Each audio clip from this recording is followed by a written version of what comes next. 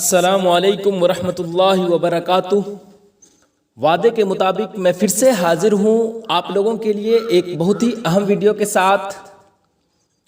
आज की ये जो वीडियो है ये इस सेशन का पार्ट 2 है। ये जो वीडियो है ये उर्दू अनुवादक के लिए ख़ास है, जिसमें मैं आपको ज़िद, वाहिद जमा, तज़किरो तानीस, साथ में हिंदी से उर्दू में तर्जमा और उर्दू से हिंदी में तर्जमा कैसे करते हैं वो सब मैं आज की इस वीडियो में बताने वाला हूँ। आज की ये जो वीडियो है इसमें मैं आपको 50 VVI ऑब्जेक्टिव क्वेश्चन बताऊंगा जो यकीनन आपके एग्ज़ाम के लिए काफ़ी अहम है। तो अगर आप इस चैनल के लिए नए हैं तो चैनल को ज़रूर सब्सक्राइब कर लें, साथ ही अपने दोस्तों तक भी वीडियो की लिंक ज़रूर शेयर करें ताकि वो भी इस वीडियो से फ़ायदा उठा सके। तो चलिए अब हम बगैर वक्त ज़ाय किए हुए वीडियो शुरू करते हैं। तो देखिए, सबसे फर्स्ट क्वेश्चन है कि सियासियात का वाहिद है सियासी, सियासतबाज या फिर सियासत या फिर सियासतदान। तो सियासियात यानी जिसका पॉलिटिकल साइंस में महारत हो उसी को कहते हैं सियासियात। तो सियासियात का वाहिद क्या है? तो वाहिद जो है वो है सियासत, ऑप्शन जीम। आगे देखिए, सवाल नंबर 2 में है कि मकतूबात का वाहिद है, यानी मकतूबात जो है वो जमा है। किसकी जमा है? मकतब की, मकातिब की या कुताब की या फिर मकतूब की। तो मकतूबात किसे कहते हैं? यानी मरासले, मकातिब, खुतूत जिसे आप कहते हो उसी को हम कहते हैं मकतूबात। तो मकतूबात की का वाहिद कौन सा है इसमें? तो मकतूब यानी खत। आगे देखिए, सवाल नंबर 3। सवाल नंबर 3 में है कि लज़ाइज़ का वाहिद है। लज़ाइज़ का मतलब क्या होता है? यानी मज़े, जायक़े जिसे आप कहते हो, लजीज चीज़ें जिसे आप कहते हो उसी को कहते हैं लज़ाइज़। तो लज़ाइज़ क्या है? जमा है। तो उसका वाहिद कौन है? लजीज, लज्जत या फिर लज्जती या फिर लज्जत आमेज़। तो इसमें से दुरुस्त जवाब जो है वो ऑप्शन बी लज्जत है। लज्जत का मतलब मज़ा, जायका, मज़ेदार चीज़ जिसे आप कहते हो वो। आगे देखिए, सवाल नंबर 4। सवाल नंबर 4 में है कि लज्जात का वाहिद है। लज्जात का मतलब वही है मज़े। तो लज्जात का वाहिद कौन हो जाएगा? लज्जात का मतलब लज्जात का वाहिद जो है वो लज्जत हो जाएगा, यानी ऑप्शन बी ही हो जाएगा। यानी अगर आपसे पूछे लज्जत की जमा क्या है तो लज़ाइज़ या फिर लज़ात दोनों दुरुस्त है। ठीक है, अब आगे देखिए, सवाल नंबर 5। सवाल नंबर 5 में है कि वसाविस का वाहिद है। वसाविस का मतलब होता है क्या? बुरे ख्यालात जिसे कहते हो आप, यानी गुनाह के ख्यालात जो है उसी को कहते हैं वसाविस। तो उसका क्या है कि वाहिद पूछा जा रहा है। तो वसवास या उसी तरह वसवसा या फिर वसू या फिर इनमें से कोई नहीं। तो इसका दुरुस्त जवाब क्या हो जाएगा? वसवसा। वसवसा का मतलब क्या होता है? शैतानी ख्यालात जो कुफ्र और गुनाह का बास होता है उसी को कहते हैं वसवसा। तो वसाविस का वाहिद जो है वो क्या है? वसवसा। आगे देखिए, सवाल नंबर 6। अब यहाँ से है ज़िद, मुतज़ाद अल्फाज जिसे आप कहते हो, इज़दाद जिसे कहते हो, जिसे अपोजिट वर्ड्स कहते हो, विलोम शब्द कहते हो, यानी उल्टा जिसे आप कहते हो, वो क्वेश्चन है। तो यहाँ पर पूछा जा रहा है कि दैर की ज़िद क्या है? दैर होता है ना कि यहाँ पर देर, यहाँ पर दैर दिया गया है। तो दैर की ज़िद क्या है? तो दैर किसे कहते हैं? तो वह अब इबादत खाना जहाँ अल्लाह के अलावा किसी और की इबादत हो उसे हम कहते हैं दैर। जैसे मंदिर, बुतखाना, ये सब क्या है? यहाँ पर अल्लाह के अलावा किसी और की जो है वो इबादत होती है ना। तो उसकी ज़िद क्या है ये पूछा जा रहा है। तो दैर की ज़िद हरम या इहराम या हुरूम या फिर हुर्मात। तो दैर की ज़िद जो है वो हरम है। हरम यानी मुक़द्दस चीज़, मक्का मदीना के इर्द गिर्द का जो इलाका है उसी को कहते हैं हरम। तो ऑप्शन अलिफ दुरुस्त है। आगे देखिए, सवाल नंबर 7। सवाल नंबर 7 में है कि फ़याज़ की ज़िद क्या है? फ़याज़ का मतलब क्या होता है? दरिया दिल जिसे आप कहते हो, यानी बड़ा दिल वाला, यानी बड़ा सखी जिसे आप कहते हो उसी को कहते हैं फ़याज़। तो फ़याज़ की ज़िद यहाँ पर बख़ील ये तो खैर आप समझ गए कि मतलब फयाज का मतलब है बड़ा दिल वाला, दरिया दिल जिसे आप कहते हो, बड़ा सखी। तो बखील जो होगा वही ना सखी नहीं रहेगा। तो ऑप्शन जी। आगे देखिए सवाल नंबर 8 में है कि साद की जिद है। साद का मतलब क्या होता है, पहले ये समझने की कोशिश कीजिए। तो साद, साद सीन आइन दाल से, साद का मतलब होता है मुबारक व मसऊद, यानी नेक होना। तो उसका उल्टा पूछा जा रहा है, तो मनहूस, शकी या फिर नहस या फिर बदबख्त। तो नहस इसका जो है वो दुरुस्त जवाब होगा। नहस का मतलब होता है मनहूस, यानी क्या कहते हैं, बुढ़े सुगुन वाला जो कहते हैं वो, यानी जो मुबारक ना हो, यानी ना मसऊद, उसी को कहते हैं नहस। तो इसलिए इसका दुरुस्त जवाब क्या हो जाएगा, ऑप्शन जी। आगे देखिए सवाल नंबर 9। सवाल नंबर 9 में है कि खलवत की जिद क्या है। खलवत का मतलब क्या होता है, खलवत का मतलब तन्हाई, यानी इलाहिदगी जिसे आप कहते हो वो। तो उसकी जिद पूछा गया है, तो जाहिर, बातिन, जलवत या फिर रहमत। तो खलवत की जिद जलवत। जलवत का मतलब क्या होता है, वह जगह जहाँ तन्हाई ना हो, और वह जगह जहाँ तन्हाई हो उसे खलवत कहते हैं। यानी मजमा को कहते हैं जलवत, यानी वह मजमा में तन्हाई नहीं रहता है ना, तो जलवत कहते हैं खलवत की जिद को। यानी खलवत की जिद क्या है, तो जलवत। अब आगे देखिए सवाल नंबर 10। सवाल नंबर 10 में है कि खिरद की जिद, खिरद है या खुर्द है। यहाँ पर देखिए ऑप्शन के हिसाब से हम यहाँ पर सही मानेंगे कि ये खिरद है या फिर खुर्द है, क्योंकि यहाँ पर खुर्द का मतलब होता है कम उम्र, यानी छोटा, ठीक है। तो उस हिसाब से यहाँ पर जो है ना, खुर्द का मतलब होता है कम उम्र, छोटा। तो उस हिसाब से कला ऑप्शन में है। तो कला का मतलब होता है रुतबे या उम्र में बड़ा जो होता है, वसी। तो उस हिसाब से यहाँ पर क्या दुरुस्त हो जाएगा, खुर्द होगा, ना कि खिरद। खिरद का मतलब, खिरद का उल्टा मैंने बताया था पार्ट 1 में, जिसमें मैं आपको बताया था क्या, खिरद का बताया था ये जुनू, यानी खिरद का मतलब समझ, दानिश, अकल जिसे कहते हैं वो। और जुनू का मतलब अकल खो बैठने वाला, यानी दीवानापन, उसे कहते हैं। तो खिरद खा के नीचे जेर के साथ यहाँ पर नहीं होगा, बल्कि खा के ऊपर पेश के साथ खुर्द जिसे कहते हो उसकी जिद पूछा गया है। तो उसकी जिद क्या हो जाएगा यहाँ पर, कला। खुर्द का मतलब होता है कम उम्र, यानी छोटा, और कला का मतलब होता है रुतबे या उम्र में बड़ा, यानी वसी, या फिर बुजुर्गी भी आप कह सकते हो। तो इसलिए खुर्द की जिद यहाँ पर क्या है, ऑप्शन दाल, कला। आगे देखिए सवाल नंबर 11। अब यहाँ पर तज़कीरो तानीस से कुछ सवालात यहाँ पर लिए गए हैं, जिसमें सबसे फर्स्ट क्वेश्चन है कि मंदरजा झैल में मुअन्नस कौन है। मुअन्नस यानी स्त्रीलिंग कौन है, झंडा, ताजिया, अलम या फिर ताजियत। तो मुअन्नस पूछा गया है, तो ताजियत जो है वो मुअन्नस है। आगे देखिए सवाल नंबर 12 में है मुज़क्कर कौन है, नस्ल, मजहब, कापी या फिर किताब। तो आपको मालूम होगा कापी, किताब, नस्ल ये सब तो खैर मुअन्नस है, तो मजहब जो है वो क्या है, मुज़क्कर है। फिर आगे पूछा गया है दर्जे झैल में से मुज़क्कर कौन है, हिस्सा, सफ, कतार या फिर लाइन। तो इसमें से हिस्सा जो है वो क्या है, मुज़क्कर है। मंदरजा झैल में फिर मुज़क्कर कौन है, बांसुरी, आवाज़, नगमगी या फिर गीत। तो गीत जो है वो मुज़क्कर है, बकिया बांसुरी, आवाज़, नगमगी ये सब मुअन्नस है। आगे देखिए मानी, मफहूम, मतलब या फिर मुराद, इनमें से मुज़क्कर कौन है ये पूछा जा रहा है आपसे। तो मुराद जो है वो मुज़क्कर है, बकिया मानी, मतलब, मफहूम ये सब मुअन्नस है। अब आगे देखिए सवाल नंबर 16, थोड़ा छोटा मैं कर देता हूँ जी। सवाल नंबर 16 में है कि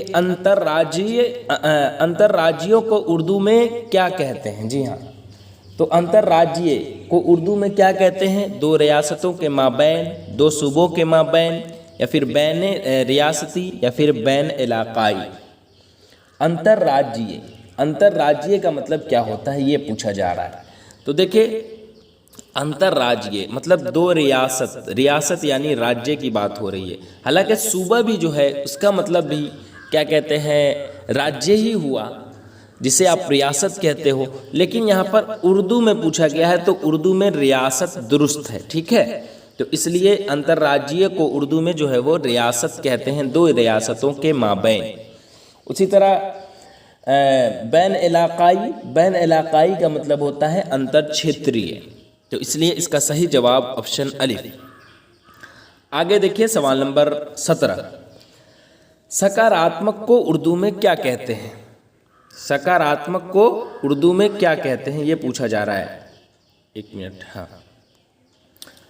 मुस्बत, तामीरी, नफ़ा बख्श या फिर दूसरा, क्या कहते हैं? तो मुस्बत कहते हैं या फिर मुस्बित होता है असल में, तो मुस्बित कहते हैं या फिर तामीरी कहते हैं या फिर नफ़ा बख्श कहते हैं या फिर दूसरा कहते हैं।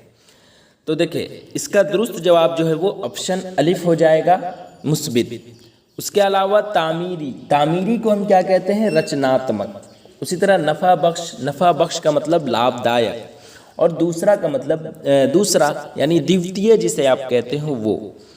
तो तामीरी को हम हिंदी में कहते हैं रचनात्मक, नफ़ा बख्श को हम कहते हैं लाभदायक, और दूसरा यानी द्वितीय दूसरा ही को कहते हैं दूसरा। तो इसलिए इसका सही जवाब ऑप्शन अलिफ है। आगे है कि अंतराल को उर्दू में क्या कहते हैं? जी हाँ,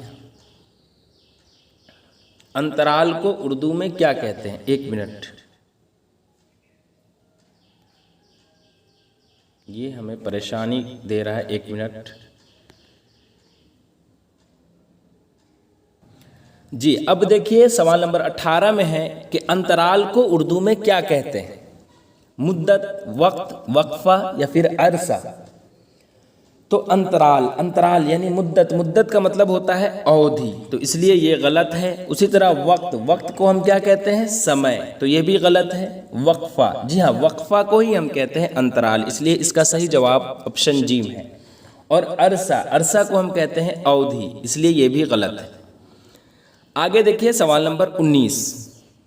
सवाल नंबर 19 में है कि परीक्षक को उर्दू में क्या कहते हैं? जी हाँ, इम्तिहानात, इम्तिहान, मुम्तहिन या फिर इम्तिहान गाह। तो इम्तिहानात को हम क्या कहते हैं? परीक्षा कहते हैं, इसलिए ये गलत है। उसी तरह इम्तिहान को हम क्या कहते हैं? इम्तिहान यानी परीक्षा जिसे आप कहते हो, तो इसलिए ये भी गलत है। उसी तरह मुम्तहिन, जी हाँ, मुम्तहिन को ही हम परीक्षक कहते हैं, यानी एग्ज़ाम लेने वाले को हम क्या कहते हैं? मुम्तहिन कहते हैं, इसलिए इसका दुरुस्त जवाब ऑप्शन जीम सही है। और इम्तिहान गाह का मतलब परीक्षा केंद्र, तो इसलिए ये भी गलत है, ये भी गलत है, ये भी गलत है, दुरुस्त ऑप्शन जीम है। अब आगे देखिए,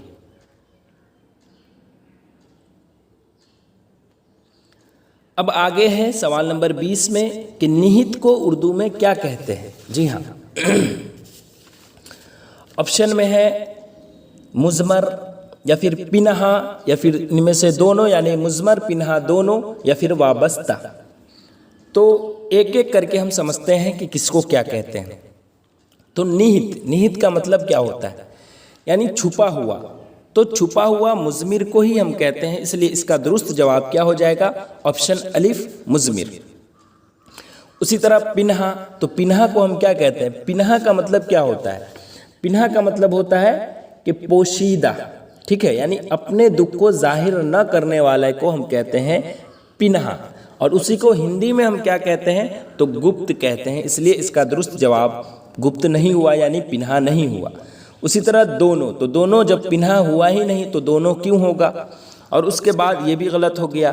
उसके बाद है वाबस्ता, तो वाबस्ता का मतलब होता है संबंध, तो इसलिए ये भी गलत हो गया। अब आगे देखिए, आगे है सवाल नंबर 21 में अपर्युक्त को उर्दू में क्या कहते हैं? जी हाँ, अपर्युक्त को उर्दू में क्या कहते हैं? तो गैर मुतरकबा या फिर गैर मतरूका या फिर गैर मुस्तामिल या फिर गैर मुतवक्का। तो अब एक एक करके हम जानते हैं, उसके बाद इसका दुरुस्त जवाब जो होगा वो हम बताएंगे आपको। तो देखिए सबसे पहले फर्स्ट ऑप्शन में है गैर मुतरकबा, ठीक है। गैर मुतरकबा का मतलब क्या होता है? तो गैर मुतरकबा का मतलब उम्मीद के खिलाफ। और उसी तरह तो इसको हिंदी में हम क्या कहते हैं, तो अप्रत्याशित जिसे आप कहते हो वो कहते हैं। तो इसलिए ये गलत है, ठीक है, ऑप्शन अलिफ गलत हो गया। उसके बाद है गैर मतरूका। गैर मतरूका का मतलब होता है अप्रचालित, इसलिए ये भी गलत है। नेक्स्ट है गैर मुस्तामिल। गैर मुस्तामिल का मतलब होता है जो इस्तेमाल में ना हो, यानी गैर इस्तेमाल शुदा। तो इसलिए ये भी जो है वो क्या है, इसलिए यही तो दुरुस्त है। गैर मुस्तामिल को ही हम क्या कहते हैं हिंदी में, अप्रयुक्त, यानी जो इस्तेमाल में ना हो, यानी गैर इस्तेमाल शुदा, ठीक है। आगे है गैर मुतवक्का। गैर मुतवक्का का मतलब क्या होता है, अप्रत्याशित, ठीक है। एक होता है गैर मतरूका, फिर से आप देखिए गैर मुतरकबा। गैर मुतरकबा का मतलब होता है अप्रत्याशित, ठीक है, यानी उम्मीद के खिलाफ। और गैर मतरूका का मतलब होता है अप्रचालित। और गैर मुस्तामिल का मतलब होता है जो इस्तेमाल में ना हो, गैर इस्तेमाल शुदा, जिसे आप कहते हो अप्रयुक्त। और गैर मुतवक्का का मतलब होता है अशोतित, आशातीत, ऐसी करके कुछ है, आशातीत कहते हैं, आशातीत, यानी जिसकी उम्मीद ना हो उसी को कहते हैं गैर मुतवक्का। तो इसलिए इसका दुरुस्त जवाब क्या है, ऑप्शन जी। उसके बाद है आगे विशेषण को उर्दू में क्या कहते हैं, खुसूसियत, सिफत, मखसूस या फिर ख़ास। ये जो उर्दू ट्रांसलेटर का एग्ज़ाम होता है इसमें ट्रांसलेट ही करने को कहा जाता है, इसलिए जो भी सवालात आपके सामने रहेगा ये सब translate, Hindi to Urdu, Urdu to Hindi या फिर इंग्लिश टू हिंदी, यही सब रहेगा। तो यहाँ पर है विशेषण को उर्दू में क्या कहते हैं, तो ऑप्शन में है खुसूसियत। खुसूसियत हम कहते हैं विशेषता को, इसलिए ये गलत है। उसी तरह सिफत है, तो सिफत को ही हम क्या कहते हैं, विशेषण कहते हैं। उसके अलावा एक है मखसूस, तो मखसूस हम कहते हैं विशिष्ट को, इसलिए ये भी गलत है। उसके बाद है ख़ास, तो ख़ास को हम हिंदी में क्या कहते हैं, विशेष कहते हैं। तो इसलिए ये भी जो है वो क्या हो जाएगा, गलत हो जाएगा। तो इसलिए इसका दुरुस्त जवाब विशेषण यानी सिफत। उसके बाद है सवाल नंबर 23 कि अप्रत्याशित को उर्दू में क्या कहते हैं। तो अभी जस्ट मैं ऊपर बताया हूँ ना कि अप्रत्याशित को गैर मुतवक्का जिसे आप कहते हो या फिर गैर मुतरकबा जिसे आप कहते हो, उसी को हम कहते हैं अप्रत्याशित। तो गैर मुतवक्का ऑप्शन जी में है, तो इसलिए इसका दुरुस्त जवाब क्या हो जाएगा, ऑप्शन जी। उसी तरह गैर मरगूब। गैर मरगूब का मतलब क्या होता है, जो पसंद ना हो। उसी तरह गैर मिजाज, जो मंजूर ना किया गया हो। उसी तरह गैर मुद्दती, यानी जिसकी कोई मुद्दत ना हो। तो गैर मरगूब जो ऑप्शन अलिफ में है, इसको हिंदी में हम कहते हैं अवांछित, यानी जो पसंद ना हो। और गैर मजाज, गैर मजाज को हम क्या कहते हैं, जो मंजूर ना किया गया हो, यानी अनधिकृत, ठीक है। और उसी तरह गैर मुतवक्का, यानी जिसकी उम्मीद ना हो, उसे हम क्या कहते हैं, अप्रत्याशित। और गैर मुद्दती, गैर मुद्दती यानी जिसकी कोई मुद्दत ना हो, उसे हम क्या कहते हैं, अस्थाई। तो इसलिए इसका ये भी गलत है, ये भी गलत है, ये भी गलत है, दुरुस्त ऑप्शन जी में। उसके बाद आगे देखिए सवाल नंबर 24 में है कि वायुमंडल को उर्दू में क्या कहते हैं। एक है कुर्रे ज़मीन, दूसरा है कुर्रे अर्ज़, उसी तरह है कुर्रे बाद, और उसी तरह है कुर्रे शम्स। तो कुर्रे ज़मीन किसको कहते हैं, यानी ग्लोब को कहते हैं। और कुर्रे अर्ज़ हम किसे कहते हैं, गृह पृथ्वी को कहते हैं। और कुर्रे बाज ही कहते हैं हम किसे, वायुमंडल को। यानी कुर्रे बाज का मतलब क्या हुआ, ज़मीन के चारों तरफ की हवा जो है उसी को कहते हैं कुर्रे बाज। यानी हवा का वह हल्का जो सारी ज़मीन को जो क्या है कि घेरे में लिया हो, उसी को क्या कहते हैं, वायुमंडल, उसी को कहते हैं कुर्रे बाज, ठीक है।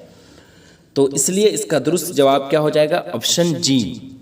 और कुर्रे शम्स सूर्य को कहते हैं, तो इसलिए ये गलत है।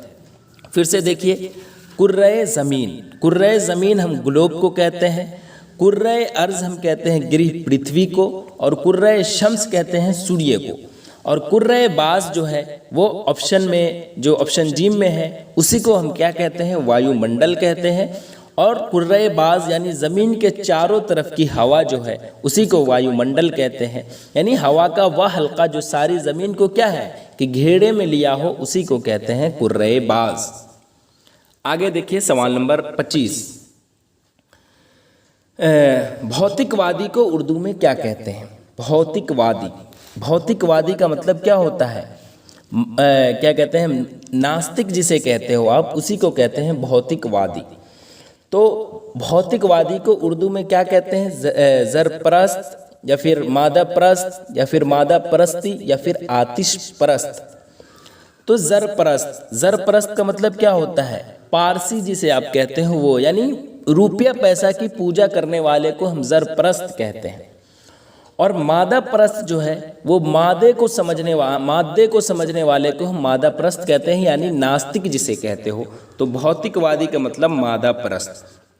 और मादा परस्ती किसे कहते हैं? तो जिसको अल्लाह में यकीन ना हो, यानी जिसको ईश्वर में जो है वो यकीन ना हो, उसी को मादा परस्ती कहते हैं। यानी भौतिक कण जिसे कहते हो हिंदी में, या फिर उसी तरह वस्तुवाद जिसे कहते हो या प्रकृतिवाद जिसे कहते हो, उसी को मादा परस्ती कहते हैं।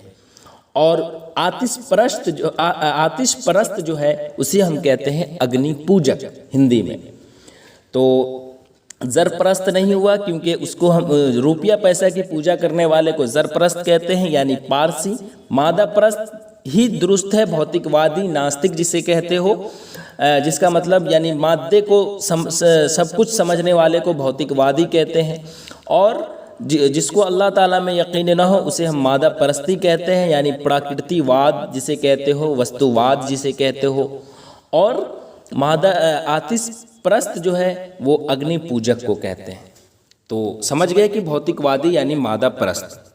अब आगे देखिए सवाल नंबर 26। सवाल नंबर 26 से है मालूमात आमा। मालूमात आमा का मतलब क्या होता है? General knowledge. जनरल नॉलेज से अब क्वेश्चन पूछा गया है, जिसमें है महात्मा गांधी सेतु पटना का इफ्तिताह हुआ।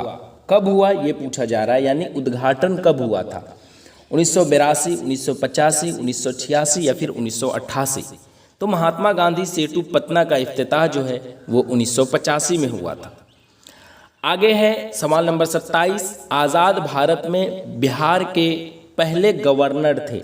गवर्नर को हिंदी में क्या कहते हैं? तो गवर्नर को हम हिंदी में राज्यपाल कहते हैं। तो आज़ाद भारत में बिहार के पहले गवर्नर थे आर दिवाकर या डॉक्टर जाकिर हुसैन या महादेव श्रीहरि या फिर जयराम दास दौलतराम। तो इसका दुरुस्त जवाब क्या हो जाएगा? डॉक्टर जाकिर हुसैन जो है वो आज़ाद भारत में बिहार के पहले जो है वो राज्यपाल थे। आगे देखिए सवाल नंबर 28 में है बिहार विभूति के नाम से भी जाने जाते हैं। यानी इनमें से जो 4 दिया गया है ऑप्शन में, इनमें से कौन है जो बिहार विभूति के नाम से भी जाने जाते हैं? ऑप्शन में है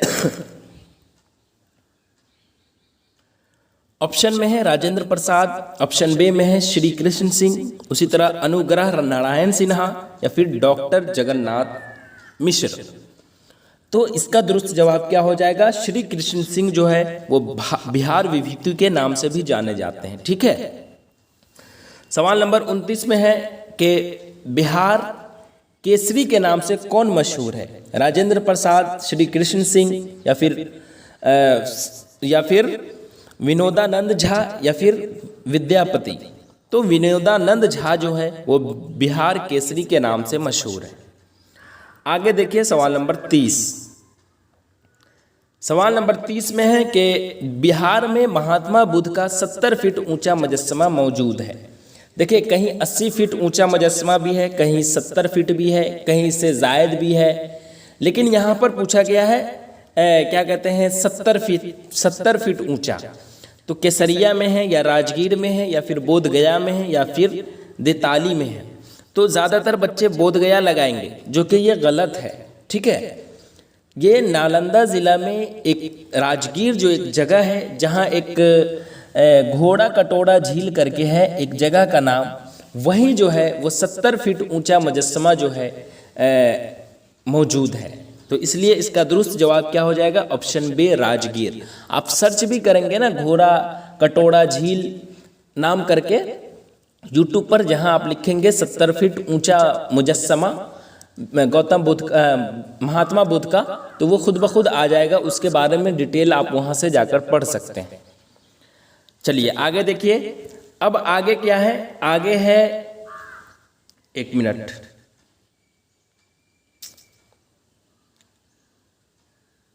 हाँ, अब आगे देखिए सवाल नंबर 31 से है कि यह पदाधिकारी की अज्ञानता का स्पष्ट प्रमाण है। इसमें पूछा जा रहा है कि ये जो हिंदी में दिया गया है इसको उर्दू में ट्रांसलेट करना है, यही क्वेश्चन है, ठीक है।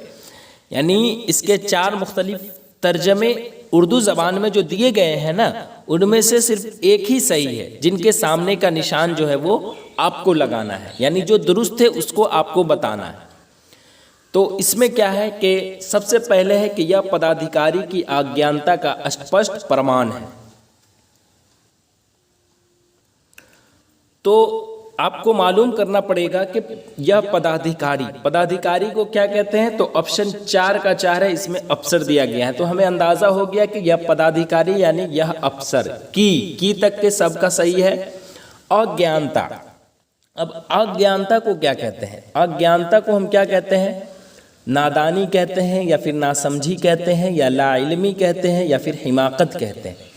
तो देखिए अज्ञानता को हम क्या कहते हैं? लाइल्मी कहते हैं, ठीक है। नादानी हम कहते हैं अज्ञान को, और उसी तरह नासमझी यानी गलत फहमी, और हिमाकत का मतलब होता है मूर्खता। तो इसलिए अब देखिए ये गलत हो गया, नादानी यहाँ पर दिया गया है, अज्ञान को कहते हैं, नासमझी गलत फहमी को कहते हैं, ये भी गलत हो गया, और हिमाकत मूर्खता को कहते हैं, तो ये भी गलत हो गया। तो दुरुस्त जवाब क्या है? लाइल्मी है, ठीक है। यानी यह अफसर की लाइल्मी का वाज़ेह सबूत है। आगे है सवाल नंबर 31 में कि सरकार ने अतिवाद से निपटने के लिए पूर्ण विवेक से काम लिया। जी हाँ, तो अब इसको उर्दू में तर्जमा कीजिए। तो सरकार को हम क्या कहते हैं? हुकूमत। तो हुकूमत ने चारों ऑप्शन में है, तो अभी हम छांट नहीं सकते हैं। अब आगे देखिए अतिवाद को हम क्या कहते हैं? इंतहा पसंद या दहशत पसंदी, या फिर जो भी आगे है सो। तो इंतहा पसंदी को क्या कहते हैं? इंतहा पसंदी का मतलब होता है अतिवाद। तो इसलिए दहशत पसंदी जो दिया गया है उसका मतलब होता है आतंकवादी, तो ये गलत हो गया। इंतहा पसंदो दिया गया है, यानी अतिवादियों की बात होती तब ये सही होता, तो ये भी गलत हो गया। अब इंतहा पसंदी ऑप्शन अलिफ दाल में है। आगे देखिए से निमटने के लिए भी है। उसके बाद है पूर्ण विवेक का अब हिंदी में आप तर्जमा कीजिए। तो पूर्ण विवेक का मतलब क्या होता है? पूर्ण विवेक का मतलब ज़हानत, निपटने के लिए, यानी पूर्ण विवेक से काम लिया गया। अतिवाद से निपटने का है, निमटने के लिए, यहाँ तक तो खैर हम लोग आ गए। अब पूर्ण विवेक का मतलब क्या होता है? ज़हानत होता है या मुकम्मल शऊर होता है? तो ज़हानत होता है, यानी बुद्धिमता जिसे आप कहते हो। तो इसलिए इसका दुरुस्त जवाब ऑप्शन दाल हो जाएगा, ठीक है। अब आगे देखिए सवाल नंबर 33। सवाल नंबर 33 में है कि शैक्षिक सत्र शुरू हो चुका है। जी हाँ, यानी तालीमी सरगर्मियाँ शुरू हो चुकी है, या तालीमी निसाब शुरू हो चुका है, या तालीमी क्लास शुरू हो चुका है, या फिर तालीमी सेशन शुरू हो चुका है। तो शैक्षिक का मतलब तालीमी, ये तो हमें अंदाज़ा हो गया। सत्र को क्या कहते हैं? सरगर्मियाँ कहते हैं, या निसाब कहते हैं, या क्लास कहते हैं, या फिर सेशन कहते हैं। तो सरगर्मियाँ का मतलब होता है गतिविधियाँ, इसलिए ये गलत हो गया। उसके बाद है निसाब का मतलब पाठ्यक्रम, तो ये भी गलत हो गया। उसके बाद है क्लास का मतलब कक्षा, तो ये भी गलत हो गया। सेशन कहते हैं हम किसको? सेशन कहते हैं सत्र को, इसलिए ऑप्शन दाल दुरुस्त है। आगे देखिए सवाल नंबर 34। कुलपति ने पाठ्यक्रम को अंतिम रूप दे दिया है। तो पाठ्यक्रम को अंतिम रूप दे दिया। देखिए पाठ्यक्रम को हम क्या अभी बताए थे? निसाब। तो निसाब तो चारों में है। कुलपति को हम क्या कहते हैं? अब ये अंदाज़ा आप लगाइए। तो कुलपति को हम क्या कहते हैं? वाइस चांसलर कहते हैं। अब वाइस चांसलर तो मैं इंग्लिश में बता दिया, जिसे आप वीसी करके आप जानते हो। यूनिवर्सिटी में जो वीसी होता है, चांसलर वाइस चांसलर जो होता है ना, उसका क्या है कि यूनिवर्सिटी या फिर दानिशगाह का जो है, दानिशगाह का सरबराह जो होता है उसी को हम कहते हैं वाइस चांसलर। अब वाइस चांसलर को उर्दू में क्या कहते हैं? चांसलर बिल्कुल नहीं, चांसलर नहीं होगा। रजिस्ट्रार बिल्कुल नहीं, रजिस्ट्रार भी नहीं कहते हैं, तो ये भी गलत है। और शेखुल जामे बिल्कुल कहते हैं, यानी वाइस चांसलर को हम क्या कहते हैं? शेखुल जामे। ठीक है। अब रजिस्ट्रार जो है वो किसे कहते हैं? तो रजिस्ट्रार का मतलब होता है निबंधक जिसे कहते हो, पंजीकरण अधिकारी जिसे कहते हो, पंजीकरण अधिकारी यानी रिकॉर्ड रखने वाला जिसे आप कहते हो, क्लर्क या फिर सेक्रेटरी जिसे आप कहते हो, उसी को कहते हैं रजिस्ट्रार। तो इसलिए ऑप्शन ए गलत हो गया। चांसलर, चांसलर किसे कहते हैं? चांसलर जो है ना कुलाधिपति को कहते हैं, यानी क्या है कि वो यूनिवर्सिटी या दानिशगाह का जो है वो सरबराही होता है, लेकिन वो अहम मसाइल का जिम्मेदार होता है। ठीक है, तो उसी को चांसलर कहते हैं। चांसलर और वाइस चांसलर जो होता है चांसलर से थोड़ा नीचे होता है उसका पद। तो यहाँ पर पूछा गया है कि कुलपति ने पाठ्यक्रम को अंतिम रूप दे दिया, तो कुलपति को क्या कहते हैं? शेखुल जामे। इसलिए ऑप्शन अलिफ बे खत्म हो गया। अब शेखुल जामे आगे है पाठ्यक्रम, तो पाठ्यक्रम को निसाब कहते हैं, तो शेखुल जामे ने निसाब को, तो को आया। अब है अंतिम, तो अंतिम को हतमी कहते हैं, हतमी रूप भी दे दिया। ठीक है। उसके बाद है दे दिया है, तो दे दिया है को हम क्या कहेंगे उर्दू में? तो उर्दू में हम कहेंगे तो दे दी है लिखेंगे। ठीक है, इसलिए ऑप्शन जीम जो है वो दुरुस्त हो गया और ऑप्शन क्या कहते हैं दाल गलत हो गया। चलिए आगे देखिए। अब आगे है सवाल नंबर 35 में कि अधिकारी ने अपना उत्तरदायित्व स्वीकार कर लिया। स्वीकार कर लिया, जी हाँ, यानी क्या होगा? आप इसका देखिए तर्जमा कीजिए। तो अधिकारी ने का मतलब क्या है? ऑप्शन में के हिसाब से अफसर ने सब में दिया है तो अफसर ही कहते हैं। अपनी, तो अपनी भी ठीक है यहाँ तक। उसके बाद उत्तरदायित्व को क्या कहते हैं? जवाबदेही कहते हैं या जिम्मेदारी कहते हैं या गलत मान ली या फिर गलती तस्लीम कर ली। तो यहाँ पर जो दिया गया है तो जवाबदेही कहेंगे या फिर जिम्मेदारी कहेंगे?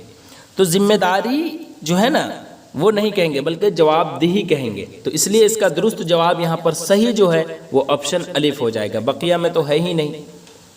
आगे देखिए। अब आगे क्या है कि जैसे अभी हमने तर्जमा किया था यहाँ पर हिंदी को उर्दू में, तो उसी तरह उर्दू का जो है वो एक अल्फाज लिया गया है, उसको हिंदी में क्या कहते हैं वो पूछा जा रहा है आपसे। तो अब देखिए आगे है मुखालिफत को हिंदी में क्या कहते हैं? जी हाँ, मुखालिफत को हिंदी में क्या कहते हैं?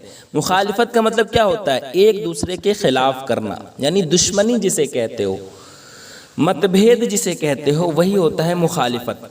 तो ऑप्शन ए में है विरोध, तो विरोध ही दुरुस्त है। ठीक है। ऑप्शन बी में है विरोधाभासी हम कहते हैं मुतजाद को, और विरोधी कहते हैं मुखालिफ को, यानी मुखालिफ करने वाले को। ठीक है। और उसके बाद है विरुद्ध का मतलब होता है के खिलाफ, तो इसलिए ये गलत हो गया। तो दुरुस्त क्या है? ऑप्शन ए विरोध। आगे देखिए सवाल नंबर 37 में है। 37 में इर्तिकाज को हिंदी में क्या कहते हैं? जी हाँ, तो इर्तिकाज को हिंदी में क्या कहते हैं? एकाग्र कहते हैं या फिर एकाग्रता कहते हैं या फिर मंत्रमुग्ध कहते हैं या फिर तल्लीन कहते हैं? तो एकाग्र का मतलब होता है मुतवज्जह, मरकूज, इसलिए ऑप्शन अलिफ गलत है। एकाग्र यानी क्या कहते हैं? अपने मन और विचारों को एक ही चीज़ पर केंद्रित करना, जिससे क्या है कि ध्यान जो है वो क्या कहते हैं भटक नहीं पाए, उसी को कहते हैं एकाग्र, यानी मुतवज्जह मरकूज जिसे कहते हैं आप। और एकाग्रता किसे कहते हैं? तो एकाग्रता का ही मतलब होता है इर्तिकाज, यानी किसी चीज़ की तरफ झुकाव को कहते हैं क्या कहते हैं? इर्तिकाज। इसलिए इसका सही दुरुस्त जवाब जो है एकाग्रता हो जाएगा। उसी तरह है मंत्रमुग्ध, तो मंत्रमुग्ध किसे कहते हैं? यानी किसी चीज़ से इतना आकर्षित या फिर प्रभावित होना कि जैसे मंत्र से जादू कर दिया गया हो, उसी को कहते हैं मंत्रमुग्ध। तो मंत्रमुग्ध को हम क्या कहते हैं? सेहरज़दा कहते हैं उर्दू में। ठीक है, यानी जिस पर जादू हुआ हो उसी को कहते हैं मंत्रमुग्ध। ठीक है, तो इसलिए ये भी गलत हो गया। उसके बाद है तल्लीन। तो तल्लीन किसे कहते हैं? तल्लीन का मतलब मगन जिसे कहते हो आप, यानी गर्क जिसे कहते हो, मस्त जिसे कहते हो, उसी को कहते हैं तल्लीन। यानी किसी चीज़ में मगन हो जाना, किसी चीज़ में क्या कहते हैं, डूब जाना या लीन हो जाने को हम कहते हैं तल्लीन। तो इसलिए ये भी गलत हो गया। ठीक है, एक एक जो ऑप्शन में दिया गया है उसकी भी मैं वजाहत करते इसलिए चल रहा हूँ ताकि आपके एग्ज़ाम में इस टाइप का क्वेश्चन आवे तो आप आसानी से हल कर सको। अब आगे देखिए सवाल नंबर 38। सवाल नंबर 38 में है कि लामरकजियत को हिंदी में क्या कहते हैं? छिन्न भिन्न, अकेंद्रीकरण, विकेंद्रीकरण या फिर यत्र। तो छिन्न भिन्न का मतलब होता है पास पास, यानी टूटा हुआ बिखरा हुआ को कहते हैं छिन्न भिन्न, तो इसलिए ये गलत है। ठीक है, अकेंद्रीकरण, अकेंद्रीकरण का मतलब क्या होता है? अकेंद्रीकरण का मतलब होता है अदम मरकजियत, इसलिए ये भी गलत है। उसके बाद विकेंद्रीकरण, विकेंद्रीकरण को ही हम क्या कहते हैं? लामरकजियत। ठीक है, इसलिए इसका दुरुस्त जवाब जो है वो ऑप्शन सी हो जाएगा। और यत्र तत्र का मतलब होता है जहां तहां, इसलिए ये गलत है। अब आगे देखिए सवाल नंबर 29 में क्या है? काबिले रहम को हिंदी में क्या कहते हैं? दया, कृपा पात्र या फिर दया के लायक या फिर दयनीय। तो काबिले रहम, काबिले रहम का मतलब क्या होता है? जिस पर हिंदी में कहे तो दया की जा सके। ठीक है, तो काबिले रहम यानी जिस पर दया की जा सके, तो इसलिए इसका दुरुस्त जवाब क्या होगा? ऑप्शन अलिफ में है दया। तो दया तो हम रहम को कहेंगे, आप पूछा जा रहा है काबिले रहम, तो इसलिए ये गलत है। कृपा पात्र यानी फ़ायदा उठाने वाले को हम कृपा पात्र कहते हैं, ये भी गलत है। उसी तरह दया के लायक, दया का लायक भी नहीं है। उसके बाद हो जाएगा दयनीय, दयनीय का मतलब होता है काबिले रहम, यानी क्या है कि जिस पर दया की जा सके, इसलिए ऑप्शन डी जो है वो दुरुस्त है। आगे है सवाल नंबर 40 में कि इहाता को हिंदी में क्या कहते हैं? इहाता का मतलब क्या होता है? चार दीवारी से घिरी हुई जगह को हम क्या कहते हैं? इहाता कहते हैं। तो उसको हिंदी में क्या कहते हैं? परिसर, प्रांगण। जी बिल्कुल, परिसर भी कहते हैं, प्रांगण भी कहते हैं। इसलिए इसका दुरुस्त जवाब जो है वो उपरोक्त दोनों जो है वो हो जाएगा। और आंगन हम किसको कहते हैं? तो सेहन को कहते हैं। ठीक है, तो इसलिए ये गलत है। आगे देखिए सवाल नंबर 41 में है रजिस्ट्रार यानी जिसे इंतज़ामिया कहते हैं को हिंदी में क्या कहते हैं? अभी जस्ट मैं एक क्वेश्चन जो अभी जस्ट ऊपर गुजरा था जिसमें मैंने आपको बताया, वहाँ पर था ना कि रजिस्ट्रार ने निसाब को आखिरी शक्ल दे दी, तो उसमें हमने कहा था निबंधक या फिर पंजीकरण अधिकारी जिसे आप कहते हो, उसी को हम क्या कहते हैं? क्या कहते हैं? रजिस्ट्रार कहते हैं। तो इसलिए यहाँ पर जो ऑप्शन में दिया गया है उस हिसाब से कौन सा दुरुस्त होगा?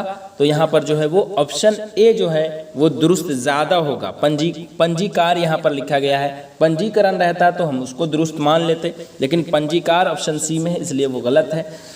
रजिस्ट्रार यानी इंतज़ामिया को हम क्या कहते हैं? तो रिकॉर्ड रखने वाला, यानी जिसे हमने कहा था क्लर्क, जिसे हमने कहा था, उसी को हम क्या कहते हैं? रजिस्ट्रार।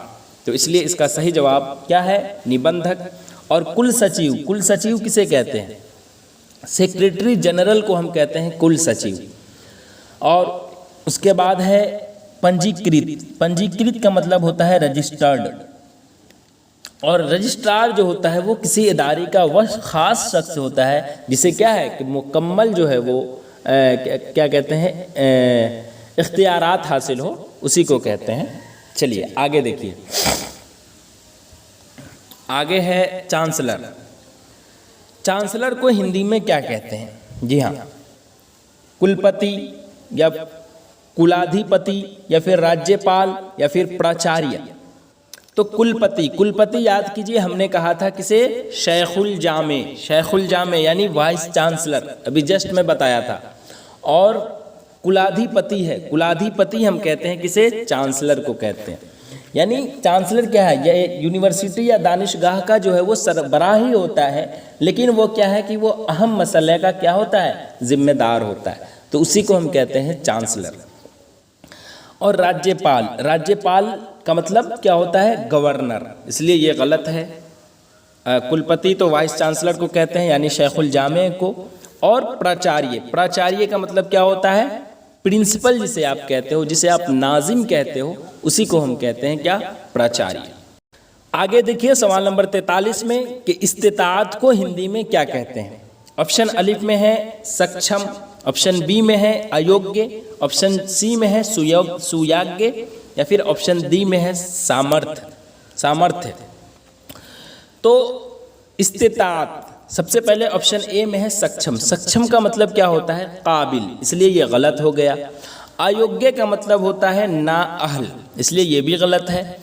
सुयोग्य का मतलब होता है मुस्तहिक, यानी अहल जिसे कहते हो, तो ये भी गलत है। और सामर्थ्य का मतलब होता है, क्या होता है? इस्तिताअत, इसलिए दुरुस्त जवाब जो है वो ऑप्शन डी हो जाएगा। यानी क्षमता जिसे आप कहते हो, जिसे आप शक्ति कहते हो, उसी को हम कहते हैं सामर्थ्य यानी इस्तिताअत। आगे देखिए सवाल नंबर 44, जश्न को हिंदी में क्या कहते हैं? जश्न को हिंदी में क्या कहते हैं? समारोह, मेला, उत्सव या फिर सभी?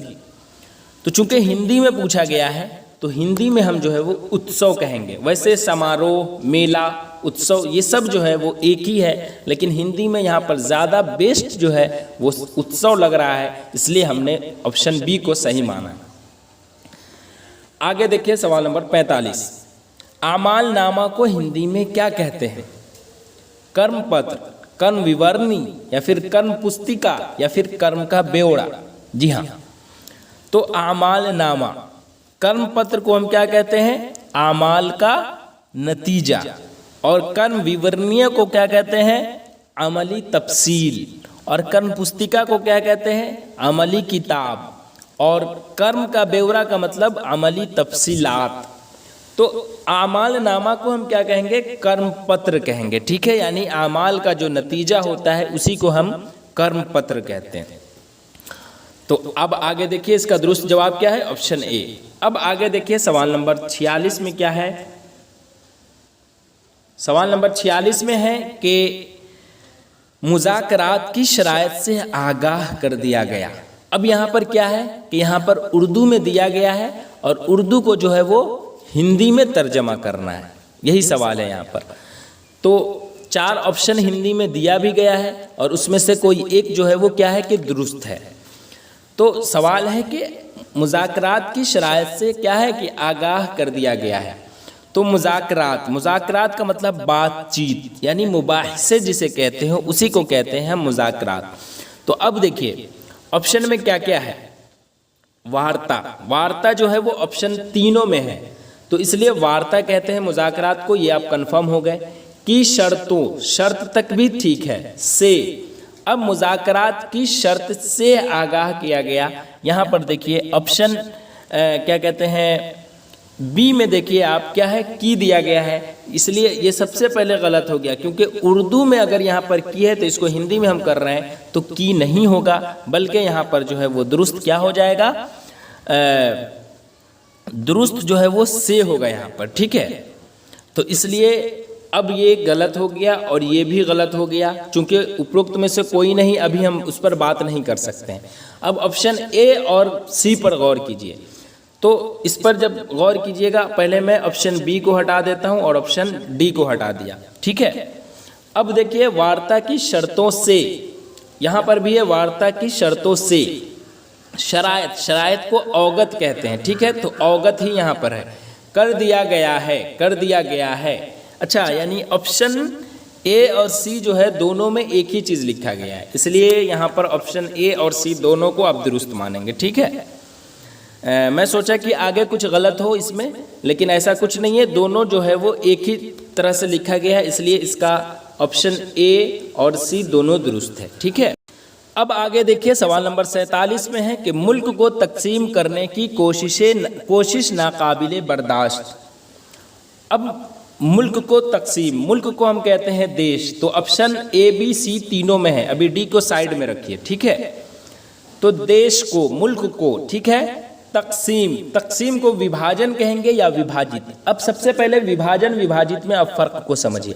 विभाजन का मतलब होता है किसी चीज को अलग अलग भागों में बांटने की प्रक्रिया, और विभाजित का मतलब होता है जो विभाजन की प्रक्रिया से गुजर चुका है, यानी अलग अलग भागों में बांटा गया है, उसी को हम कहते हैं विभाजित। तो मुल्क को तकसीम करने की, यानी अलग अलग यहाँ पर क्या है कि भागों में बांटा यहाँ पर जा रहा है, तो इसलिए विभाजित जो है वो दुरुस्त होगा, इसलिए ऑप्शन ए भी खत्म हुआ। अब बी सी पर बात करते हैं। तो देश को विभाजित करने का प्रयास, देश को विभाजित करने का प्रयास यहाँ तक भी सही है, असहनीय असहनीय। अब यहाँ पर कोशिश को जो है वो प्रयास कहते हैं, जान गए। अब नाकाबिले बर्दाश्त को हम क्या कहते हैं, असहनीय ही कहते हैं। लेकिन इस तरह से जो असहनीय लिखा है ये दुरुस्त है, या इस तरह से, दोनों में देखिए छोटा सा फर्क यहाँ पर दिख रहा है आपको। तो दुरुस्त जो है यहाँ पर क्या हो जाएगा, दुरुस्त जो ये असहनीय जो है वो है, इसलिए इसका सही जवाब क्या है, ऑप्शन सी। अब आगे देखिए सवाल नंबर 48। सवाल नंबर 48 में है कि मुल्क में गैर मुअल्लिना इमरजेंसी नाफिज है, इसका हिंदी में तर्जमा कीजिए। तो मुल्क में यानी देश में, तो इसलिए अभी इसको साइड में रखिए, ठीक है, इन तीनों पर बात करते हैं। तो देश में गैर मुअल्लिना, मुअल्लिना का मतलब क्या होता है, मुअल्लिना का मतलब होता है अघोषित या फिर बिना घोषण या फिर घोषण रहित जी। तो गैर मुअल्लिना का मतलब होता है अघोषित, इसलिए ये भी गलत हो गया और घोषण रहित भी गलत हो गया, ठीक है, इसलिए इसका दुरुस्त जवाब क्या हो जाएगा, ऑप्शन ए।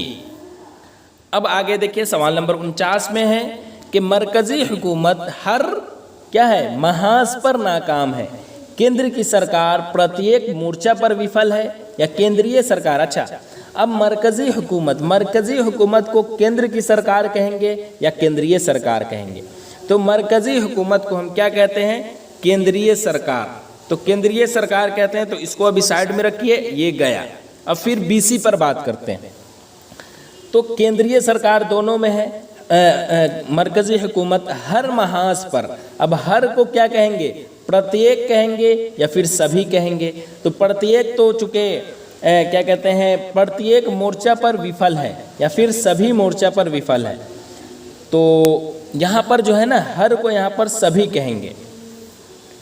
केंद्रीय सरकार सभी मोर्चा पर विफल है, प्रत्येक मोर्चा पर विफल है या फिर सभी मोर्चा पर, चूंकि आगे भी सेम ही है, प्रत्येक और सभी में मैं थोड़ा खुद कंफ्यूज हूँ, इसलिए इसका जवाब जो है वो आप कमेंट में देख लेंगे, ठीक है।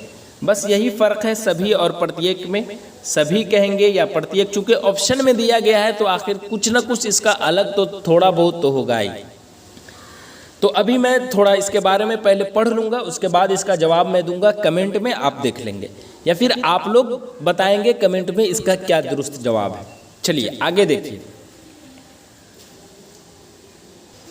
आगे है सवाल नंबर 50। खुशगवार ताल्लुकात अच्छी फितरत की अलामत है, इसको उर्दू हिंदी में क्या कहेंगे। तो खुशगवार को क्या कहेंगे हम, क्या कहते हैं, सौहार्दपूर्ण या फिर सुख्त या फिर घनिष्ठ या फिर सौहार्दपूर्ण। तो खुशगवार को हम क्या कहेंगे, सुखद जिसे कहते हैं वो कहेंगे, इसलिए ये भी गलत, ये भी गलत, ये भी गलत, दुरुस्त सीधा डायरेक्ट आप इसको मान लीजिए। ताल्लुकात को हम कहते हैं संबंध, जो कि चारों में ऑप्शन में दिया गया है। अच्छी फितरत यानी अच्छे स्वभाव, चारों में अच्छे आचरण इसमें दिया गया है, इसलिए ये ऐसे भी गलत हो गया। उसके बाद क्या कहते हैं, की अलामत है, यानी प्रतीक जो है ना, अलामत को कहते हैं, और उर्दू को हिंदी में कह रहे हैं तो का होगा, इसलिए इसका दुरुस्त जवाब क्या है, ऑप्शन बी। यानी यहीं पर जो है ना, यहीं पर हमें जो है वो क्वेश्चन का आंसर मिल गया। उर्दू यानी हिंदी से उर्दू में तर्जमा या फिर उर्दू से हिंदी में तर्जमा, किसी एक टॉपिक को आप गौर से समझ लीजिएगा तो खुद ब खुद आपको आंसर मिल जाएगा, है ना। इसलिए कभी भी इस तरह का सवाल आवे तो आप जुमले को गौर से पढ़ने की कोशिश कीजिएगा। वो जो 4 ऑप्शन दिया गया रहता है उसे गौर से आप पढ़ने की कोशिश कीजिएगा। उसमें से जो 4 मुख्तलिफ क्या कहते हैं ऑप्शन दिया गया है, उसी में से एक सही रहता ही है, और थोड़ा गौर कीजिएगा तो आपको आंसर मिल जाएगा। तो आज के लिए बस इतना ही। वीडियो कैसी लगी आप कमेंट में ज़रूर बताइएगा। साथ ही अगर आपने अब तक टेलीग्राम ज्वाइन नहीं किया है तो लिंक जो है वो डिस्क्रिप्शन में मौजूद है, आप वहाँ ज़रूर ज्वाइन कर ले। वहाँ टेलीग्राम पर कोई भी सवाल हो आपका तो आप हमसे पूछ सकते हैं, या फिर यहाँ कमेंट भी आप कर सकते हैं, आपको जवाब बताया जाएगा। तो चलिए आज के लिए बस इतना ही। फिर मैं एक अहम वीडियो के साथ हाजिर रहूँगा। तब तक के लिए अल्लाह हाफिज़।